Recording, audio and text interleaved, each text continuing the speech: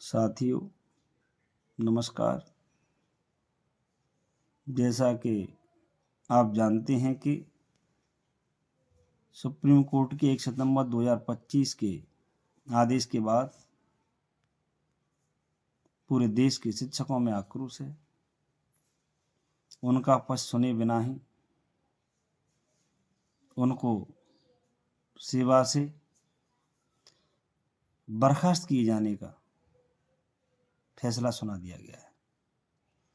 बर्खास्त शब्द इसलिए कहना चाह रहा हूँ यहाँ कि जो 2 वर्ष की अवधि दी गई है टेट पास करने की, उस अवधि में बहुत कम ही लोग होंगे जो परीक्षा पास कर पाएंगे, क्योंकि ये हमारा पूरा अनुभव है और हमारे पास आंकड़े भी हैं कि पूरे देश के अंदर चाहे राज्य स्तर का टेट हो चाहे केंद्रीय स्तर का टेट हो, तो टेट का रिजल्ट रहा है वो कभी 20% से ज़्यादा नहीं रहा। अभी कुछ दिन पूर्व महाराष्ट्र में टेट परीक्षा हुई थी, उसका रिजल्ट भी 2% रहा है। साथियों, हमें डरना नहीं है और न ये डराने वाली बातें हैं, लेकिन सच्चाई को अवगत कराना हमारा फर्ज और दायित्व है। ऐसी स्थिति में हम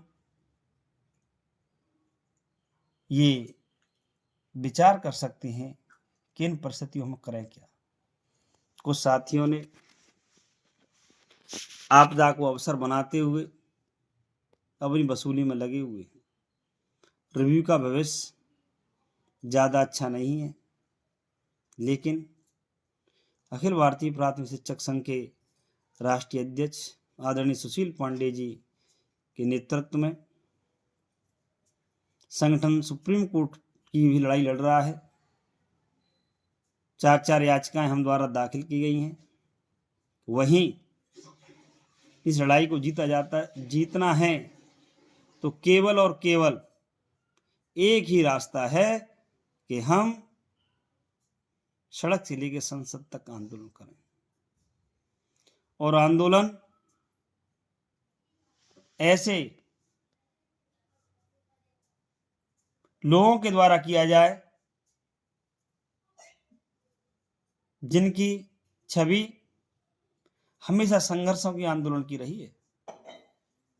ऐसे लोगों से सचेत रहें जो आंदोलन की घोषणा तो करते हैं लेकिन पुलिस की अनुमति का बहाना बना करके आंदोलन को निरस्त कर देते हैं।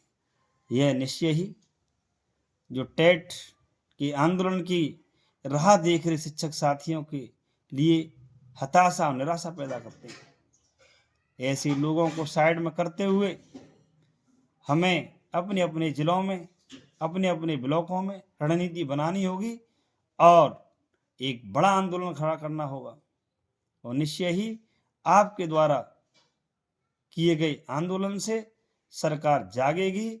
और सरकार ने जो 2017 का जो आरटी संशोधन है, जब तक उसे निरस्त नहीं किया जा सकता, जब तक उसे मॉडिफाइड नहीं किया जा सकता, तब तक राहत मिलने की उम्मीद कम है।